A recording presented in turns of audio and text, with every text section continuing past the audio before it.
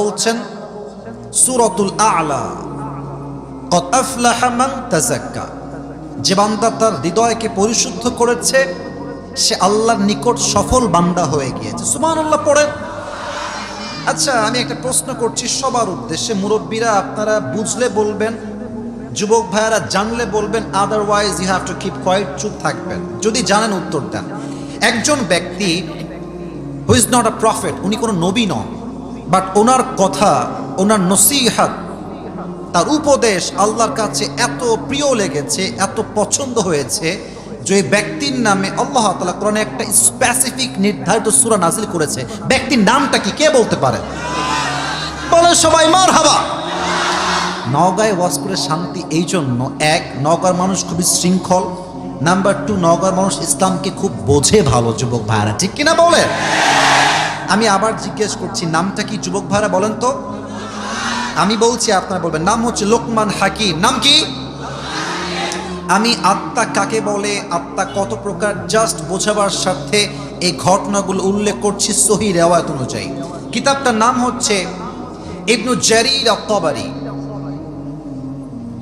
এই কিতাবে আসছে লোকমান হাকিম ছিলেন একজন গোলাম, দাস, সার্ভেন্ট, পেশায় একজন গোলাম। তার মালিকের কাছে একজন যুবক এসে বলল, হে লোকমানের মালিক, আপনার কাছে যে যুবকটা দাস হিসেবে কাজ করে তার নাম হচ্ছে Lokman, but he is not a random person, সে কোনো সাধারণ মানুষ নয়। তার উইজডম, তার মেধা, তার প্রজ্ঞা, তার যোগ্যতা, তার কথা, তার ইলম, তার জ্ঞান এত বেশি, যখন সে কোথাও রাখাল হয়ে ছাগল চড়াতে চায়, এলাকার হাজার হাজার মানুষ তার প্রজ্ঞাপূর্ণ জ্ঞানের কথা শুনতে একটা মাঠে বিশাল বড় মজমায় জমা হয়ে যায়। সুবহানাল্লাহ পড়বেন না আপনারা? লোকমান হাকিমের মালিক বলছে, আরে অবাক করার কথা, আমার দাস এত জ্ঞানী, এত উইজডম, এত নলেজ তার, আর আমি জানি না। ওকে, লেটস চেক হিজ উইজডম, তার জ্ঞানকে আমি পরীক্ষা করব, তার জ্ঞান আসলে কত বেশি। এবার সে লোকমানকে ডাক দিয়ে বলছে, ইয়া লোকমান তাআল, কাম হিয়ার, এদিকে আসো। লোকমান, তোমাকে একটা কাজ দিচ্ছি, কাজটা আমাকে করে দাও। আচ্ছা, আমার কথা কি বোঝা যায়? আমি কিন্তু basically I brought up in Rajshahi. আমার পুরো জীবন অনেক লম্বা সময় গেছে রাজশাহীতে। তো আমি রাজশাহীর মানুষকে যেমন বুঝি, নওগাঁ তো রাজশাহীর একটা জেলা, নওগাঁর মানুষকেও আমি বুঝি, ঠিক কিনা বলেন যুবক ভাইরা? আমি খুব নর্মাল ভাষায় কথা বলছি, জাস্ট বোঝাবার স্বার্থে। বলছে, শোনো, একটা কাজ দিচ্ছি, ইযহাব, গো, যাও, ওয়াযবাহ শাতান, একটা বকরি জবাই করো, ওয়াখরিজ মিনহা আতয়াবা মুযগাতাইন, এবং বকরির দেহের ভেতর থেকে সবচেয়ে পবিত্র অংশ কেটে আমার কাছে নিয়ে আসছো।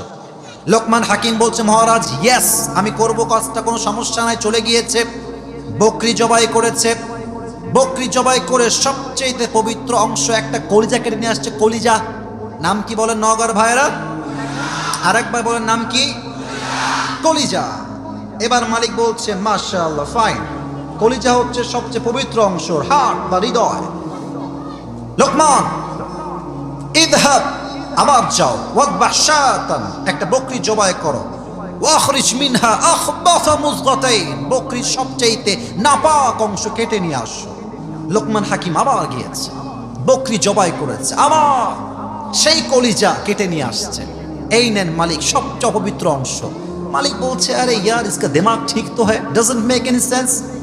আগে বললাম পবিত্র অংশ, তাও কলিজা, এবার বললাম অপবিত্র অংশ, তাও কলিজা। ও লোকমান, তোমার তো জ্ঞান খুবই কম, তুমি তো বোকা টাইপের লোক, শুনেছিলাম তুমি অনেক চালাক। না না না, তুমি চালাক না, তোমার দিমাগ খারাপ আছে লোকমান।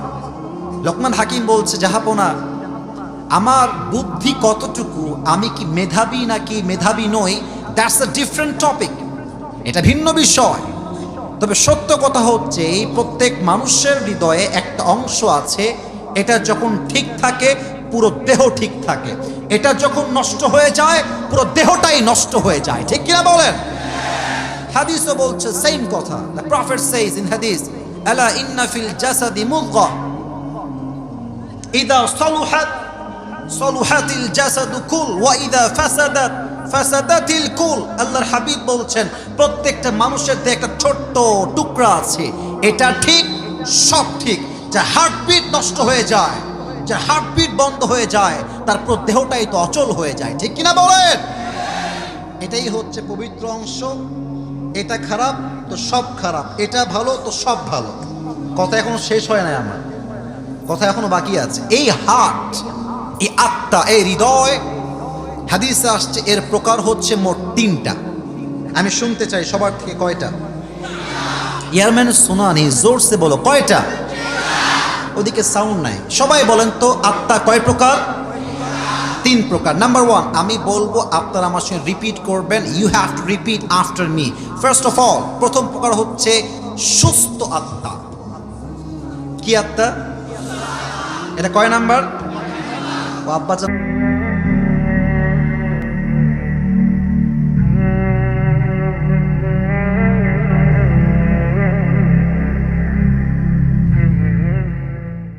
আমার দিকে তাকান, বলুন সবাই কয় নাম্বার? 2 অসুস্থ আত্মা। কি আত্মা? 3 মৃত আত্মা। পেলাম কয়টা? হাত তুলে কোন কয়টা?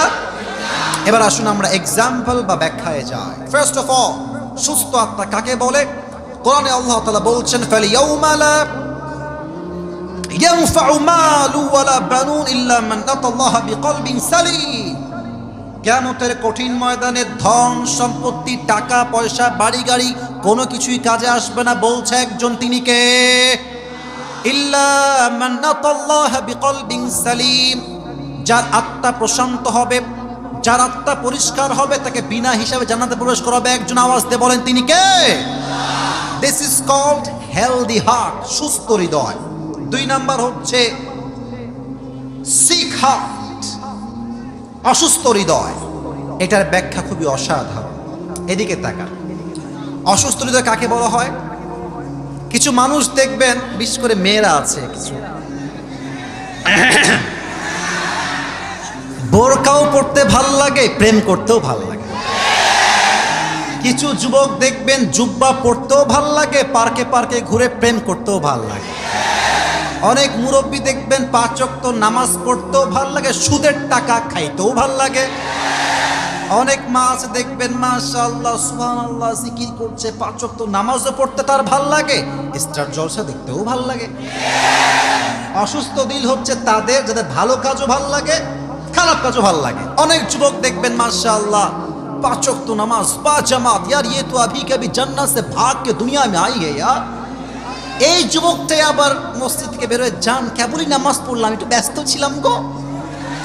কথা ঠিক কিনা বলো যুবক ভাই? দিস ইজ কল্ড শিখা, অসুস্থ হৃদয়। আচ্ছা, মুরব্বীরা আমার দিকে তাকান, যুবকরা আমার কথা এমনি বুঝবে। মুরব্বীরা আমার দিকে তাকান। আগের যুগে ডাক্তার না, আগের যুগে ছিল ওঝা। আগের যুগে নগর ভাইরা কি ছিল? Just like a doctor. দেখেন, কথাগুলো না বুঝে শুনলে আপনি মর্মার্থ বুঝবেন না। যদি কোনো ব্যক্তিকে সাপে কাটে, সে যদি ওঝার কাছে আসে, তো ওঝা এই সাপটা কি বিষাক্ত নাকি বিষহীন সাপ, এটা চেক করার জন্য তারা একটা কাজ করে। কি কাজ? আগে তারা মরিচ বাটে, লবণ বাটে। বলেন সবাই কি বাটে? মরিচ এবং, আচ্ছা এটা হচ্ছে একটা টিস্যু, আমি জানি টিস্যু। এটা মনে করেন এটা বাটি, তো বাটিতে এক সাইডে রাখে লবণ, আর এক সাইডে মরিচ, আর এক সাইডে মরিচ, আর এক সাইডে লবণ। বলেন সবাই মরিচ এবং লবণ। আচ্ছা, সাপের দংশন করা ব্যক্তি, রোগী আসছে, ওঝা বলতো এদিকে আসো, তোমার জিহ্বা বের করো। তো রোগী এমনি এসে, সোনামণি বসো বসো, ওখানে বসো, বসো বসো, ধরো ধরো ধরো ধরো ধরো, বসো বসো।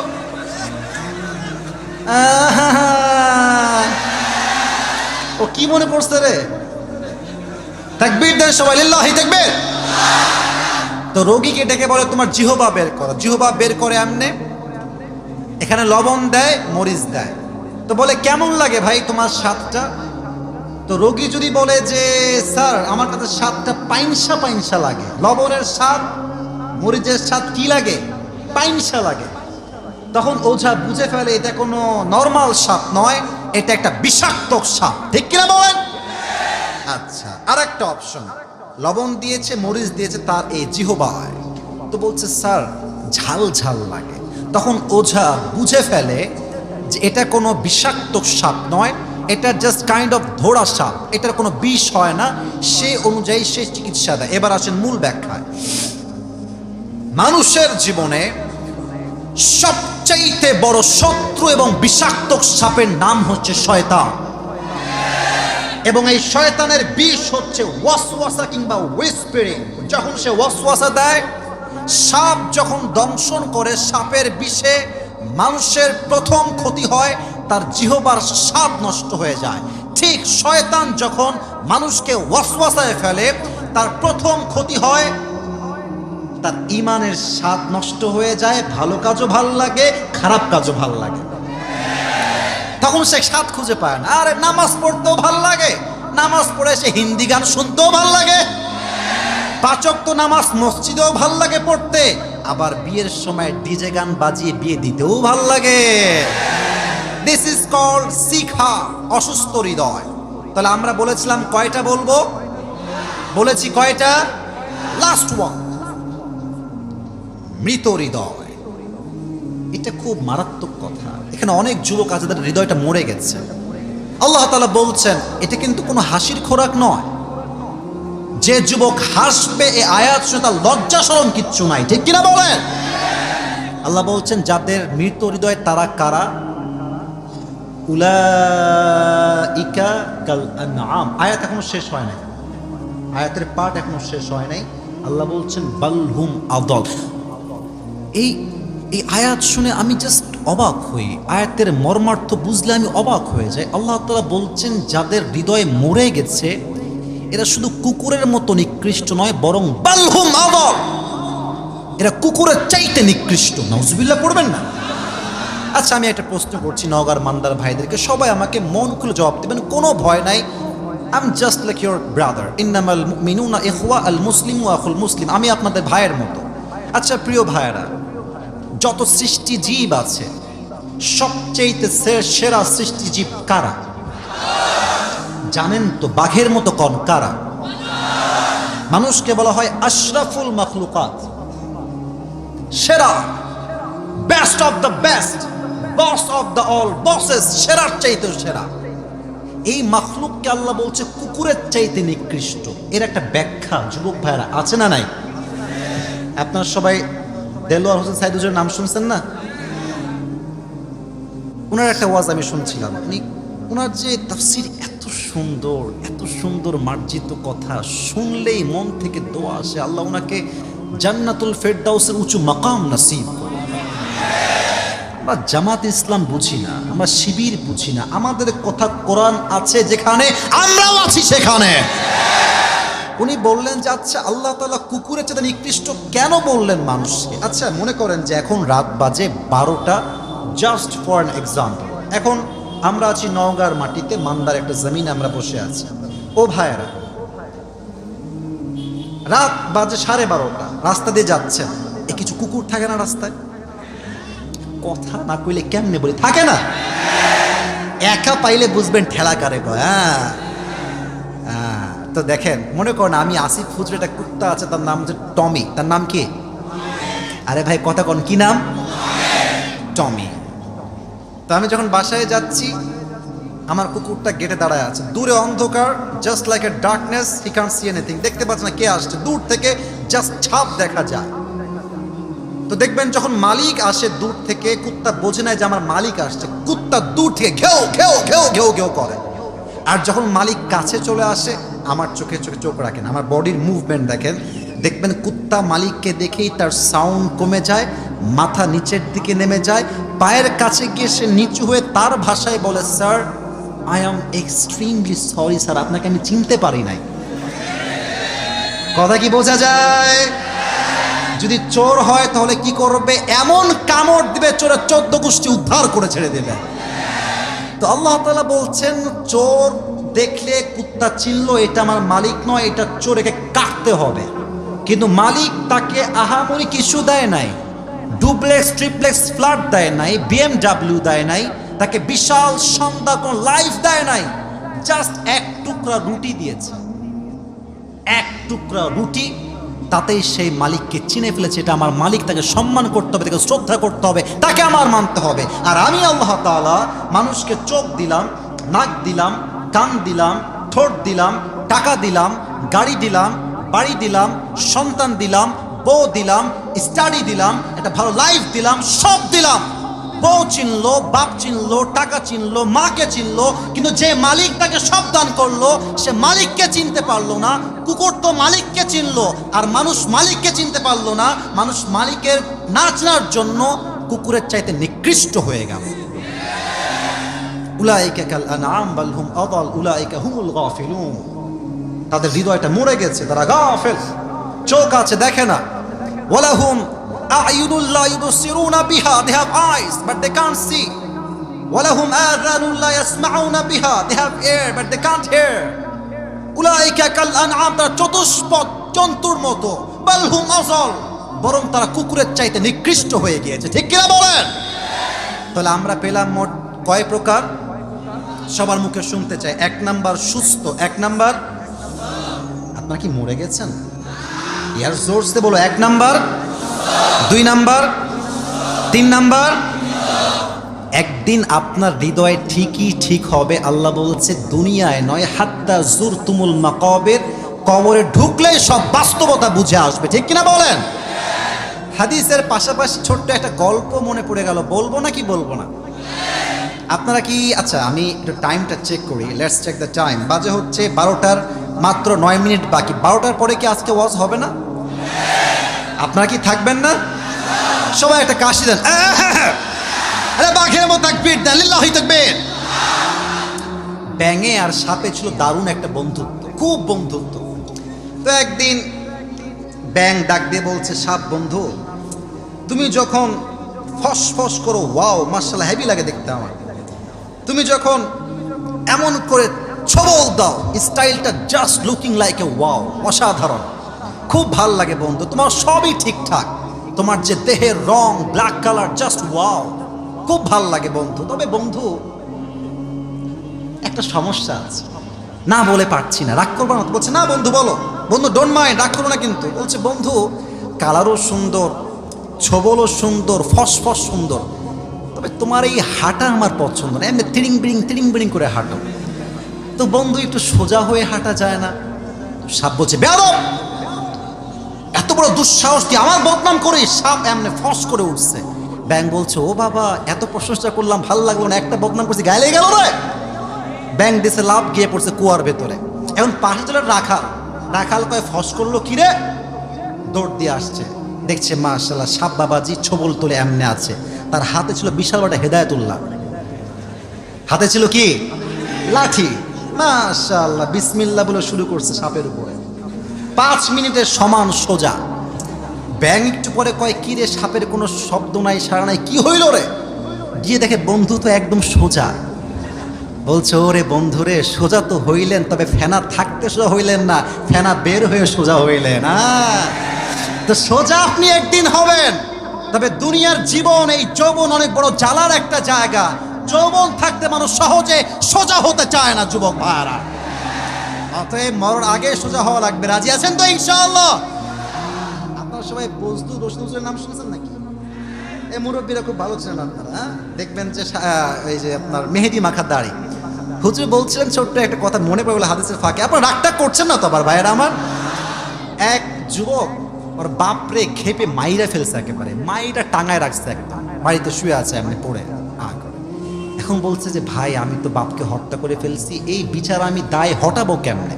তো এলাকার লোক বলছে অমুক এলাকায় এক মুরব্বী আছে, আগে খুব বদমাইশ ছিল, হাড্ডি, এখন ভালো হয়ে গেছে, যাও অন্য কোনো বুদ্ধি দিতে পারলেও পারে। তো বলছে হুজুর যাচ্ছি আমি, সমস্যা নাই। তো মুরব্বীর কাছে আসছে, মুরব্বীর চালাকি দেখেন।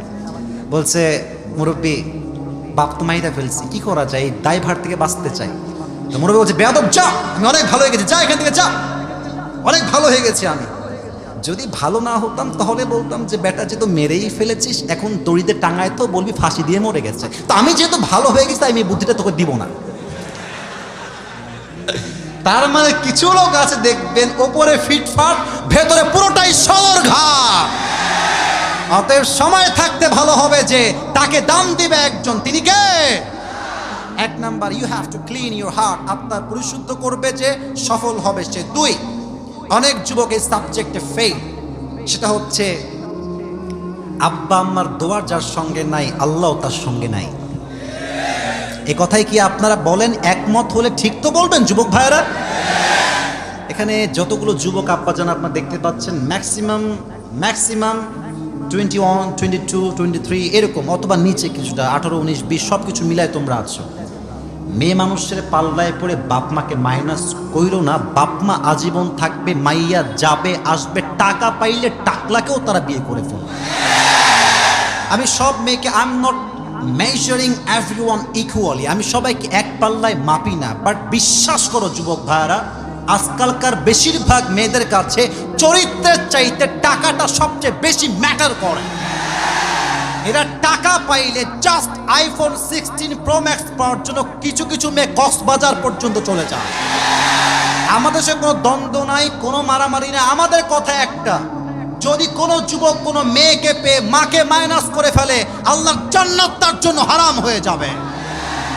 وَقَضَى رَبُّكَ أَلَّا تَعْبُدُوا إِلَّا إِيَّاهُ وَبِالْوَالِدَيْنِ إِحْسَانًا। আল্লাহ তাআলা বলছেন তোমরা তোমার মায়ের সঙ্গে ভালো ব্যবহার করো। ওয়ালা তাকুল লাহুমা উফ, একটা উফ শব্দ যে উচ্চারণ করবে তার জান্নাত আল্লাহ নিজে হারাম করবে। ঠিক কিনা বলেন? আপনারা সবাই একটা নাম বলছি, শুনেছেন কিনা আমি জানি না, বাট নামটা শোনার কথা। তার নাম হচ্ছে ওয়াইস করনি। নাম শুনেছেন? ওয়াইস করনি নাম শুনেছেন আপনারা সবাই? নবীজি বলছে, ইয়া ওমর, ইয়া আলী, এদিকে চোখে চোখ রাখেন, আশেপাশে কিছু না, আমার দিকে তাকান। ইয়া ওমর, ইয়া আলী, শোনো, আমি দুনিয়া থেকে যাওয়ার পরে একজন যুবক এখানে হজ করতে আসবে, ইসমুহু ওয়াইস করনি, তার নাম হচ্ছে ওয়াইস, তার গোত্রের নাম হচ্ছে কর। তুমি ওমর, তুমি আলী। সাধারণ মানুষ না অসাধারণ মানুষ? আরে ভাই, কারা এরা যাদেরকে দুনিয়াতে আল্লাহ জান্নাতের টিকিট দিয়েছে? ও ভাই জোরে কর না সুবহানাল্লাহ সবাই। বলছি ইয়া রাসূলুল্লাহ, তার থেকে দোয়া আমরা কেন নিব? আল্লাহ রসুল বলছেন সে তার মায়ের খেদমত এত বেশি করেছে, সে যখন আল্লাহর কাছে হাত তুলে দোয়ার জন্য আল্লাহ তার উপরে এত সন্তুষ্ট, তার একটা দোয়া আল্লাহ খালি হাতে ফিরায় দেয় না। সুবহানাল্লাহ। হজের সময় আসলো, ওমরে ফারুক বললেন যে ওয়াইস নামে কে আছো, স্ট্যান্ড আপ, দাঁড়িয়ে যাও। কে আছে? কেউ দাঁড়ায় না। এক মুরব্বী আব্বাজান দাঁড়িয়েছে, বলছে আমি তো ওনাকে চিনি, আমার ভাতিজা হয়, আমি তার চাচা হই। ওয়াইস কোথায়? আইনা ওয়াইস, আমাকে সন্ধান দাও। বলছে অমুক জঙ্গলের অমুক কিনারার অমুক পাহাড়ে সে এখন ছাগল চড়াচ্ছে। ওমরে ফারুক এবং আলী রাদিয়াল্লাহু তাআলা আনহু দুইজন ঘোড়া নিয়ে বের হয়ে গেছে ওয়াইসের সন্ধানে, দৌড় দিয়ে গেছে সে পাহাড়ের কিনারায়। দেখছে ওয়াইস সুন্দর করে 2 রাকাত নামাজ জন্য মুসল্লায় দাঁড়িয়েছে। যখন সে বুঝেছে সামওয়ান ইজ ওয়েটিং, কেউ অপেক্ষা করছে, ঘোড়া দাঁড়িয়ে আছে, খুব দ্রুত শর্টকাটে নামাজ, আসসালামু আলাইকুম ওয়া রাহমাতুল্লাহ, আসসালামু আলাইকুম ওয়া রাহমাতুল্লাহ, সালাম ফিরিয়ে বলছে আপনারা কারা? সে তো জানে না তারা কারা। এবার আলী বলছে আনা আলী ওয়া হুয়া ওমর খলিফাতুল মুসলিমিন। এই কথা শুনে ওয়াইসের পুরো দেহে কম্পন তৈরি করছে। আপনারা খলিফাতুল মুসলিমিন, আপনি আলী, আপনি ওমর, আপনারা কেন আসছেন? আমাকে বললে তো আমি দৌড় দিয়ে যেতাম আপনাদের কাছে। বলছে এই ওয়াইস, হাত তোলো, দোয়া করো। ওয়াইস বলছে আমি দোয়া করব আপনাদের জন্য? আমার মতো অধম অযোগ্য, আপনার মতো খলিফাতুল মুসলিমের জন্য আমি দোয়া করবো? How can it possible? ওমরে ফারুক বলছে এই দোয়া আমরা চাচ্ছি না, আল্লাহ রসুল নিজেই আমাদেরকে আদেশ করেছে তোমার দোয়া নেওয়ার জন্য। পরে ইভেন হাদিস এটাও আসছে, ওয়াইস যখন জান্নাতে প্রবেশ করবে আল্লাহ বলবে এই ওয়াইস, তোমার ডান হাত সবার দিকে একবার ফিরায় দাও, তোমার চোখ সবার দিকে ফেরাও। তোমার চোখ যেই দিক যাবে সেই জাহান্নামী মানুষগুলোকে আমি আল্লাহ জান্নাত হিসেবে কবুল করে নেব। অতএব যুবক ভাইয়েরা, মেয়ে মানুষ বড্ড ডেঞ্জারাস জিনিস যুবক ভাইয়েরা। আর মেয়ে মানুষের ভালোবাসে যে বিশ্বাস করেছো যে কি লেভেলের বাস খাইছে বলা কোনো ভাষা আমার কাছে নাই যুবক ভাইয়েরা। অতএব আমার ফার্স্ট প্রায়োরিটি হচ্ছে আব্বা মা, তারপরে আমার বউ। আমার বউ বিশ্বাস রাখলে আমি তোর সঙ্গে আছি, বিশ্বাস ভাঙবে, ওয়াল্লাহি আমি তার সঙ্গে আর থাকবো না। ঠিক কিনা বলো? 2 নাম্বার, আব্বা আম্মার দোয়া লাগবে। 3,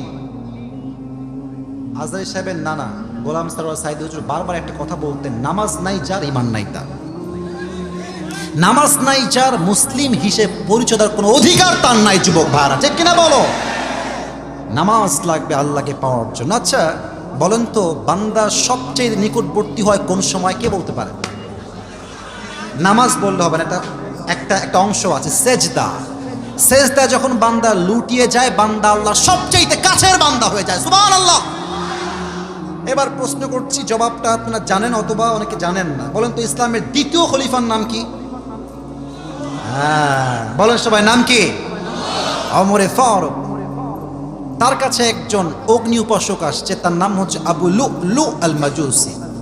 এসে বলছে, ওমর, আমার যে মালিক আছে সে আমার কাছে প্রত্যেক দিন 6 দিরহাম চার্জ করে। বলেন তো সবাই, কয় দিরহাম? তো তুমি একটু আমার বিচারটা করে দিরহামটা কমায় দাও।